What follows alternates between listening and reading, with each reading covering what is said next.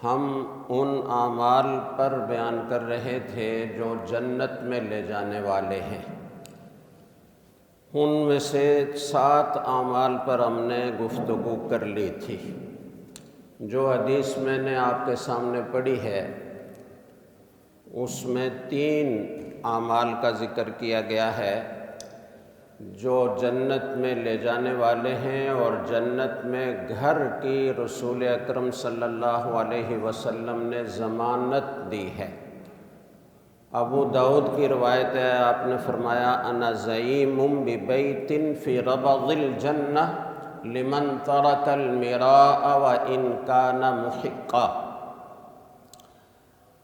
میں جنت کے اطراف میں گھر کی ضمانت دیتا ہوں اس شخص کے لیے جو بحث مباحثہ چھوڑ دے، جھگڑا چھوڑ دے، اگرچہ وہ حق پر ہو، اگرچہ وہ حق پر ہو، حق پر ہوتے ہوئے وہ جھگڑا چھوڑ دیتا ہے تو ایسا شخص جنت میں گھر کا مستحق ہوگا، اور میں اس کے لیے جنت کے کنارے پر، جنت کے اطراف میں گھر کی ضمانت دیتا ہوں۔ یہ رسول اکرم صلی اللہ علیہ وسلم کی طرف سے بشارت ہے۔ آج ہمارا پورا معاشرہ وہ اس مراء میں، اس جنگ و جدل میں، اس بحث مباحثے میں اور جھگڑے میں پڑا ہوا ہے۔ ہر آدمی، مراء کس کو کہتے ہیں؟ مراء کا مطلب یہ ہوتا ہے کہ آدمی بحث مباحثہ کر رہا ہو اور دوسرے کو نیچا دکھانے کی کوشش میں ہو، حق بات واضح ہونے کے باوجود وہ اسے قبول نہ کر رہا ہو اور اس کی کوشش ہو کہ میرا جو مقابل ہے، میرا جو مخاطب ہے وہ نیچا دکھے اور میں اونچا دکھوں۔ یہ ہے مراء۔ ایک ہوتا ہے کہ کسی دینی معاملے میں، کسی شرعی مسئلے میں، کسی فقہی مسئلے میں آپس میں بحث و مباحثہ کرنا، یا کسی معاشرتی معاملے میں آپس میں حوار، جس کو محاورہ کہا جاتا ہے یا حوار کہا جاتا ہے، اردو میں جس کو آپ کہہ سکتے ہیں آپس میں گفتگو کرنا، ایک دوسرے کی آراء کا مبادلہ کرنا، جس کو آپ لوگ عام طور پر کیا کہتے ہیں؟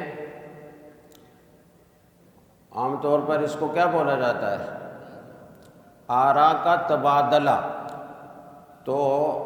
تبادلہ نہیں ہوتا، اصل میں مبادلہ ہوتا ہے۔ وہ اپنی رائے بیان کرتا ہے، یہ اپنی رائے بیان کرتا ہے، اچھے ماحول میں ایک دوسرے کی بات کو اس نیت سے سننا کہ اگر وہ حق ہوگی تو میں قبول کر لوں گا۔ یہ ہے گفتگو، اور یہ ہے مناظرہ بھی اس کو کہا جاتا ہے، عربی میں محاورہ بھی کہا جاتا ہے، حوار بھی کہا جاتا ہے۔ تو یہ تو ایک مفید سرگرمی ہے اور معاشرے کو آگے لے جانے کے لیے اس کی شدید ضرورت ہے۔ لیکن ہو کیا رہا ہے؟ ایسے بھی لوگ ہیں الحمدللہ معاشرے میں کہ جو اسی نظر سے گفتگو کرتے ہیں کہ ہم ایک دوسرے کے ساتھ آراء کا مبادلہ کریں۔ ہو سکتا ہے کہ دوسرے کے ذہن میں اس معاملے میں کوئی بہت مفید بات ہو جو میرے علم میں نہ ہو، تو آپس میں فقہی مسائل میں بھی علماء کرام کا، مفتیان کرام کا ہمیشہ سے یہ معمول ہوتا ہے کہ وہ ایسے مسائل کے جو فقہ میں صریح طور پر نہیں ہوتے اور ان پر غور کرنے کی ضرورت ہوتی ہے، اور اس بات کی ضرورت ہوتی ہے کہ نصوص قرآن و سنت بھی سامنے ہوں اور فقہی عبارات بھی سامنے ہوں، مسلم فقہا کی آراء بھی سامنے ہوں، اور پھر آدمی غور کرے کہ جو اس وقت ہمیں ایک جزئی مسئلہ پیش آیا ہے، اس مسئلے میں شریعت کا حکم کیا ہے۔ بہت ساری چیزیں ایسی ہوتی ہیں جن کی صراحت قرآن و سنت میں نہیں ہوتی، بہت سارے نئے جدید مسائل ایسے پیش آ جاتے ہیں کہ جن کا فقہا کی کتب میں بھی ذکر نہیں ہوتا، اور آج کل کے زمانے میں تو اس بات کو سمجھنا بہت آسان ہے کہ اتنی جدید چیزیں آ گئی ہیں اور اتنی تیز رفتاری سے آتی چلی جا رہی ہیں، تو اب ان کا شرعی حکم کیا ہے، اس کے لیے علماء کرام کو، مفتیان کرام کو غور و خوض کر کے اس کا حکم بتانا پڑتا ہے۔ تو یہ انتہائی مفید سرگرمی ہے، اور ہر دارالفتہ میں تقریباً یہ غور و خوض ہوتا ہے، اور کبھی کئی دارالفتہ کے اصحاب افتاء وہ جمع ہو کر اجتماعی غور کرتے ہیں اور پھر کوئی فیصلہ کرتے ہیں۔ ہر دارالفتہ میں مسائل آتے رہتے ہیں، اور کئی مسائل ایسے آ جاتے ہیں کہ جن کا صریح حکم فقہ کی کتابوں میں نہیں ملتا۔ اب ایک مفتی اس کا جواب لکھتا ہے، دو مفتیان کرام جو ہمارے ہاں معمول ہے وہ عرض کر رہا ہوں، پھر دو سینئر مفتیان کرام اس کو دیکھتے ہیں، اگر وہ مطمئن ہو جاتے ہیں تو وہ دستخط کر دیتے ہیں، ان کے دستخط سے فتویٰ جاری ہو جاتا ہے۔ اگر وہ مطمئن نہیں ہوتے اور ان کے نزدیک وہ تحقیق مکمل نہیں ہوتی تو لکھنے والے مفتی کو کہا جاتا ہے کہ دوبارہ اس پہلو سے بھی اس کو دیکھو اور تحقیق مکمل کر کے لاؤ۔ وہ لاتے ہیں، اگر وہ مطمئن ہو جائیں تو ٹھیک ہے۔ کبھی ایسا ہوتا ہے کہ سینئر مفتیان کرام کا آپس میں اختلاف ہو جاتا ہے، ایک کی رائے یہ ہے کہ اس کا حکم یہ ہونا چاہیے۔ مثال کے طور پر طلاق کا کوئی مسئلہ آ گیا، کوئی ایسے الفاظ استعمال کیے کہ وہ الفاظ بعینہ فقہ کی کتابوں میں موجود نہیں ہیں، تو اب فقہ کی جزیات کو دیکھ کر کہ یہ جو الفاظ اس شخص نے استعمال کیے ہیں یہ ان جزیات میں سے کس کے قریب ہیں یا کس کے ہم معنی ہیں، اس جزی کے ہم معنی ہیں یا اس جزی کے ہم معنی ہیں، اس میں اختلاف ہو جاتا ہے۔ تو ایک مفتی کہتا ہے کہ طلاق ان الفاظ سے واقع ہو جاتی ہے، اور ایک کہتا ہے کہ واقع نہیں ہوتی۔ اس میں پھر بہت ساری تفصیلات ہیں، بعض اوقات قرائن ایسے مل رہے ہوتے ہیں کہ طلاق واقع ہوتی ہے، بعض اوقات قرائن ایسے مل رہے ہوتے ہیں کہ طلاق واقع نہیں ہوتی، بعض اوقات اس کا سیاق و سباق یہ خود بتا رہا ہوتا ہے کہ اس آدمی کی نیت ان الفاظ کے استعمال کرنے سے طلاق دینا ہی تھا۔ ایک تو صریح الفاظ ہوتے ہیں طلاق کے، میں تجھے طلاق دیتا ہوں، اس سے تو طلاق واقع ہو جاتی ہے کسی کی نیت ہو یا نہ ہو۔ اسی طرح بعض الفاظ ایسے بھی ہیں کہ جن کے ذریعے سے عرف میں طلاق دینا اب معمول بن گیا ہے اور اس کا عام رواج ہو گیا ہے، تو وہ الفاظ بھی چاہے صریح طلاق کے الفاظ نہ ہوں، لیکن چونکہ عرف میں ان الفاظ کے ذریعے سے طلاق دینے کا کثرت سے رواج ہو گیا ہے تو وہ بھی صریح کے حکم میں ہوتے ہیں، اور ان سے بغیر نیت کے بھی طلاق واقع ہو جاتی ہے۔ لیکن کچھ الفاظ ایسے ہوتے ہیں جیسے وہ کہتا ہے کہ میرا تیرا نکاح باقی نہیں رہا، یا میرا تجھ سے کوئی تعلق نہیں ہے، یا تو میری بیوی نہیں ہے، یا یہ کہتا ہے میں تیرا شوہر نہیں ہوں، تو یہ وہ الفاظ ہیں کہ جن کے ذریعے سے طلاق اس وقت واقع ہوتی ہے جب اس کی طلاق کی نیت ہو۔ تو بہت ساری چیزوں کو دیکھنا پڑتا ہے کہ اس کا سیاق و سباق کیا تھا، عام گفتگو ہو رہی تھی یا شوہر غصے میں تھا، غصے میں اس طرح کے الفاظ بولتا ہے تو بعض اوقات اس طرح کے الفاظ میں کئی احتمالات ہوتے ہیں کہ سامنے والے کی بات کو رد کرنا مقصود ہے، یا سامنے والے آدمی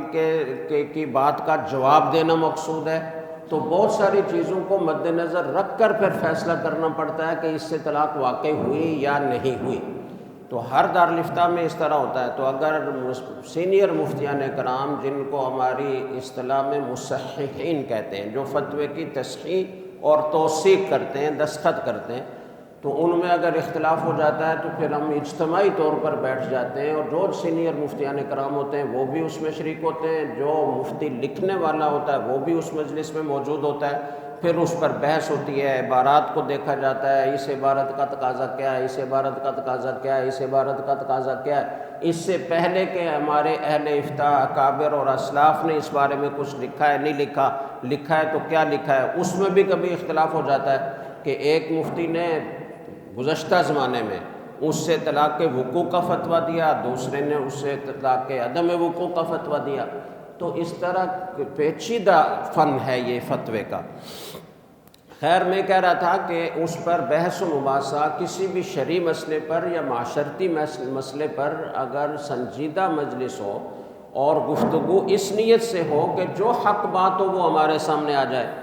وہ اجتماع قلوب کی برکت سے اللہ تعالیٰ بعض اوقات حق بات ذہن میں ڈال دیتے ہیں، انفرادی طور پر آدمی غور کر رہا ہوتا ہے وہ بات نہیں سامنے آتی، لیکن جب اجتماعی طور پر غور ہوتا ہے، گفتگو ہوتی ہے، آراء کا مبادلہ ہوتا ہے، تو اس کی برکت سے وہ حق بات واضح ہو کر سامنے آ جاتی ہے، اور پھر سب کو اس پر اطمینان ہو جاتا ہے کہ ہاں یہاں شرعی مسئلہ یہ ہے۔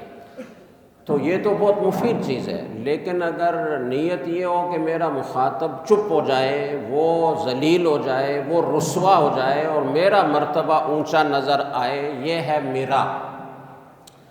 تو اس کو حدیث میں سخت منع کیا گیا ہے، اور جو یہ میراث چھوڑ دے گا۔ اچھا، بعض اوقات یہ ہوتا ہے کہ دو آدمیوں میں کسی معاملے میں آپس میں بحث ہو گئی، جھگڑا ہو گیا۔ مثال کے طور پر جہاز پہ آپ سفر کرتے ہیں تو کبھی سیٹ پر نزاع ہو جاتا ہے، ایک کہتا ہے کہ بھائی یہ تو میری سیٹ ہے، میرا نمبر لکھا ہوا ہے، یہ دیکھو۔ دوسرا کہتا ہے کہ یہ، اور بعض اوقات ڈبل ٹکٹنگ ہو جاتی ہے،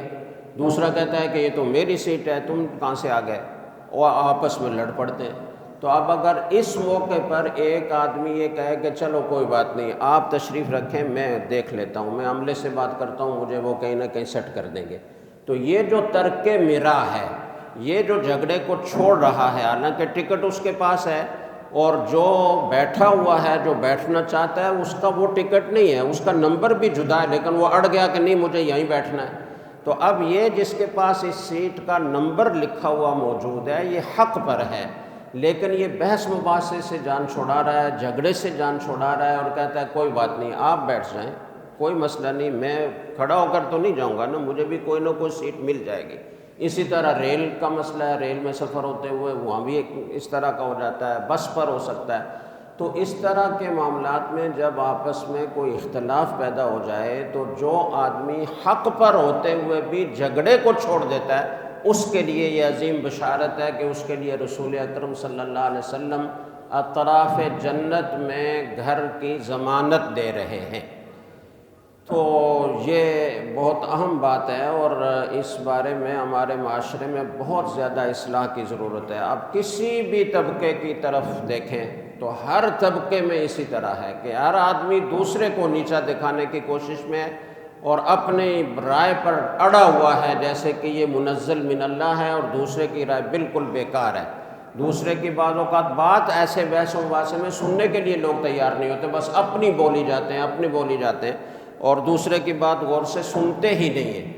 تو یہ جو میراث ہے، یہ جنگ و جدل ہے، یہ مذموم ہے، اور یہ بہت بری بات ہے۔ اس بارے میں علماء کے بہت سارے اقوال ہیں۔ حضرت ابن عمر رضی اللہ تعالیٰ عنہما یہ فرماتے ہیں کہ لن یصیب رجل حقیقت الایمان حتی یدرک المراء وہو یعلم انہ صادق ویترک الکذب فی المزاح۔ حضرت ابن عمر رضی اللہ تعالیٰ عنہ فرماتے ہیں کہ کوئی بھی آدمی ایمان کے کمال تک اس وقت تک نہیں پہنچ سکتا کہ جب تک وہ جھگڑے کو نہ چھوڑ دے، وہ جنگ و جدل کو نہ چھوڑ دے، وہ بیکار بحث و مباحثہ جس میں طول ہی آتا جاتا ہے اور کوئی فیصلہ نہیں ہو پاتا، اس کو چھوڑ نہ دے۔ اگرچہ وہ جانتا ہے کہ وہ حق پر ہے، وہ سچا ہے، وہ جو بات کہہ رہا ہے وہ ٹھیک ہے بالکل، لیکن اس کے باوجود وہ جنگ نہیں کرنا چاہتا، جھگڑا نہیں کرنا چاہتا، جھگڑے کو ختم کرنا چاہتا ہے، تو فرمایا کہ یہ آدمی ہے جو حقیقت ایمان یعنی کمال ایمان تک پہنچ سکتا ہے، جو یہ نہیں کرتا وہ کمال ایمان تک نہیں پہنچ سکتا۔ دوسری بات فرمائی کہ جو مزاح میں بھی جھوٹ بولنا چھوڑ دیتا ہے، وہ حقیقت ایمان تک پہنچتا ہے، وہ کمال ایمان تک پہنچتا ہے۔ حضرت ابو درداء رضی اللہ تعالیٰ عنہ فرماتے ہیں کفا بک اثمن اللہ تزال مماریا، تمہارے گنہگار ہونے کے لیے یہ کافی ہے کہ تم ہمیشہ بس بحث مباحثے میں پڑے رہو اور آپس میں جھگڑتے رہو۔ حضرت مالک بن انس رحمہ اللہ تعالیٰ جو ائمہ اربعہ میں سے ایک عظیم امام ہیں، وہ فرماتے ہیں کہ المراء یقسی القلوب ویورث الضغائن، یہ جو آپس کا بیکار بحث و مباحثہ ہے، لا حاصل جنگ و جدل ہے، یہ قلوب میں قساوت پیدا کرتا ہے، قلوب میں سختی پیدا کرتا ہے، اور پھر کسی خیر کی بات کا اس قلب پر اثر نہیں ہوتا، آدمی سخت دل ہو جاتا ہے۔ اور دوسرا فرمایا کہ اس کی وجہ سے آپس میں کینہ پیدا ہوتا ہے، ایک دوسرے سے بغض پیدا ہوتا ہے۔ تو یہ حضرت امام شافعی رحمہ اللہ تعالیٰ کا بھی اسی طرح کا قول ہے۔ حضرت عمر بن عبدالعزیز رحمہ اللہ تعالیٰ کا قول ہے قد افلح من عصم من المراء والغضب والطمع، فرمایا کہ جو آدمی 3 چیزوں سے بچا لیا گیا، محفوظ رہا، وہ کامیاب ہو گیا۔ ایک تو یہی جھگڑا، خام خواہ کی بحث و تکرار، اور دوسرا غصہ، جو غصے سے محفوظ رہا وہ کامیاب ہو گیا، اور تیسرا فرمایا کہ طمع، دنیا کی حرص اور لالچ، اس سے جو آدمی محفوظ رہا وہ کامیاب ہو گیا۔ ابن ابی لیلہ ایک مشہور فقیہ اور محدث ہیں، وہ فرماتے ہیں کہ لا تماری اخاک فإنہ لا یأتی بخیر، اپنے بھائی سے تکرار نہ کرو، جھگڑا نہ کرو، اس لیے کہ یہ چیز کبھی کوئی بھلائی لے کر نہیں آتی، اس سے شر ہی برآمد ہوتا ہے، کوئی خیر برآمد نہیں ہوتی۔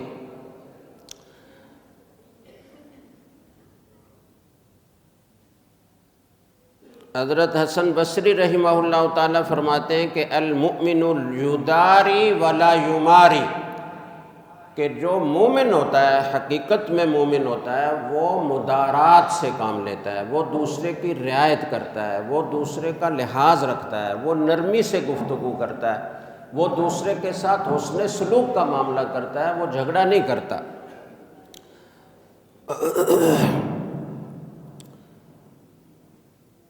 مسلم بن یسار رحمہ اللہ تعالیٰ فرماتے ہیں ایاکم والمراء، جھگڑے سے بچو، فإنہا ساعۃ جہل العالم وبہا یبتغی الشیطان ذلتہ، فرمایا کہ جب بحث مباحثہ شروع ہو جاتا ہے تو یہ وہ گھڑی ہوتی ہے کہ جب عالم بھی جاہل بن جاتا ہے، ضد ہو جاتی ہے نا، تو پھر جانتے ہوئے بھی آدمی خام خواہ دوسرے کو نیچا دکھانے کی کوشش میں لگا رہتا ہے۔ اور دوسری بات یہ فرمائی کہ یہ وہ موقع ہوتا ہے کہ جب شیطان اس عالم کو بھی ذلہ میں مبتلا کرتا ہے، اس کے لیے اس کی کوشش یہ ہوتی ہے کہ یہ پھسل جائے اور یہ سیدھی بات نہ مانے، اپنی بات پر ڈٹ جائے، چاہے وہ غلطی کیوں نہ ہو۔ تو یہ جھگڑا ایسی بری چیز ہے۔ حضرت لقمان حکیم نے اپنے بیٹے کو جو نصیحتیں کی، اس میں ایک نصیحت یہ بھی ہے، یا بنیا من لا یملک لسانہ یندم، اے میرے پیارے بیٹے، جو اپنے اوپر قابو نہیں رکھتا اور اس کی گفتگو اس کے قابو میں نہیں ہے، اس کی زبان اس کے قابو میں نہیں ہے، وہ ہمیشہ نادم ہوتا ہے، اسے اپنے اقوال پر، اپنی گفتگو پر ندامت ہوتی ہی رہتی ہے۔ وَمَن يُكْثِرُ الْمِرَاءَ يُشْتَمْ، اور جو بحث و تکرار کثرت سے کرتا ہے تو اسے بہرحال گالیاں سہنا پڑتی ہیں، لوگ اس کے بارے میں جان جاتے ہیں کہ یہ خام خواہ اپنی بات کی بس وہ ضد میں آیا ہوا ہے اور یہ انصاف سے کام نہیں لے رہا، تو اسے برا بھلا کہا جاتا ہے، اسے گالیاں دی جاتی ہیں۔ وَمَن يُصَاحِبُ صَاحِبَ السُّوءِ لَا يَسْلَمْ، جو برے دوست کی صحبت اختیار کرتا ہے، اس سے تعلق رکھتا ہے، وہ کبھی برائی سے محفوظ نہیں رہ سکتا، وہ اس برائی میں مبتلا ہوتا ہے جس میں اس کا دوست مبتلا ہے۔